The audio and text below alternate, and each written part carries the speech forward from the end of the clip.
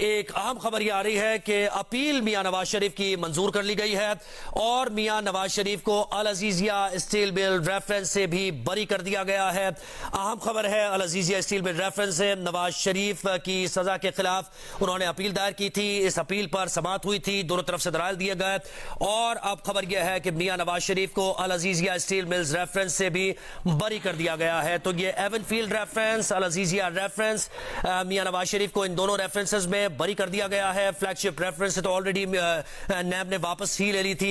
इस सदा अपनी अवैस यूसुफजई ने हमें ज्वाइन किया। अवैस बताइए, अल अजीजिया रेफरेंस में भी मियां नवाज शरीफ की बरियत हो गई है?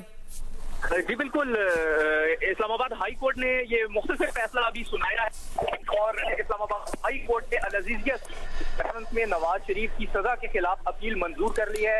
एहतसाब अदालत की जानिब से सुनाई गई जो सजा थी वो फैसला कलअदम करार दे दिया है और नवाज शरीफ को बाइज्जत बरी कर दिया है। ये बड़ी खबर इस्लामाबाद हाई कोर्ट से आपको दें कि इस्लामाबाद हाई कोर्ट ने अल अजीजिया स्टील मिल्स रेफरेंस में नवाज शरीफ की सजा के खिलाफ अपील मंजूर कर ली है और उन्हें इस रेफरेंस में बाइज्जत बरी करने का हुक्म सुनाया है। ये मुख्तसर जुबानी हुक्म है जिसका तहरीरी फैसला बाद में जारी किया जाएगा। आज दौरान समाअत अदालत ने जो नए प्रोसिक्यूटर थे उनसे बार बार पूछा कि वो ये बताएं कि जो अल अजीजिया स्टील मिल्स है और हिल मेटल है उससे नवाज शरीफ का ताल्लुक कैसे साबित होगा, आपके पास क्या सबूत है, क्या डॉक्यूमेंट है।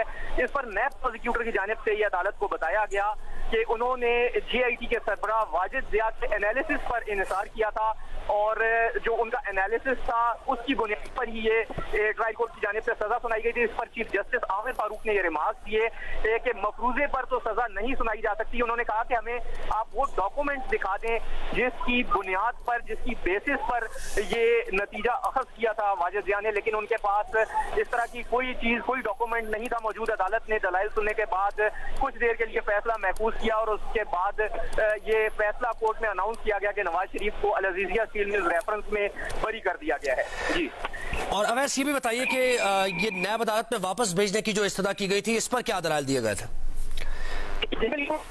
आज प्रोसिक्यूटर की जानिब से दोबारा ये इस्तदा की गई थी कि जो ये मामला है ये रीट्रायल के लिए, यानी दोबारा इस पर समाअत के लिए ट्रायल कोर्ट को भिजवा दिया जाए, एहतसाब अदालत को भिजवा दिया जाए। और अदालत ने ये इस्तदा मंजूर नहीं की। अदालत ने कहा कि हम मेरिट पर दलाइल सुनकर और उसको डिसाइड करेंगे। नए प्रोसिक्यूटर ने कहा कि चूंकि तासुब का मामला सामने आया था जज का और उन्होंने कहा कि जज की बरतरफी के बाद इस फैसले पर इन्हिसार नहीं करना चाहिए। अल अजीजिया रेफरेंस का एहतसाब अदालत का अल अजीजिया रेफरेंस में एहतसाब अदालत का ये फैसला मुतासिबाना है। जज से मुतालिक सुप्रीम कोर्ट का फैसला आने के बाद और जज की बरतरफी के बाद इस फैसले को दुरुस्त नहीं कहा जा सकता।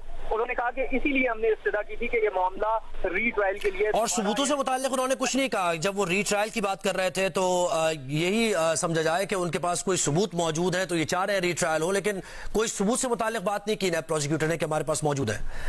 जी देखिए, जो नए प्रोसिक्यूटर हैं उन्होंने जो एहतसाब अदालत में फर्द जुर्म आयद की गई थी, जो चार्जशीट थी वो अदालत में पढ़कर सुनाई और उन्होंने कहा कि चूंकि नवाज शरीफ के जो बच्चे हैं वो जेर कफालत थे और इस वजह से जो उनके पास फैक्ट्रियां लगाने के लिए रकम नहीं थी और उन्होंने जो फैक्ट्रियां लगाई वो दरअसल नवाज शरीफ ही की जानिब से पैसा दिया गया था।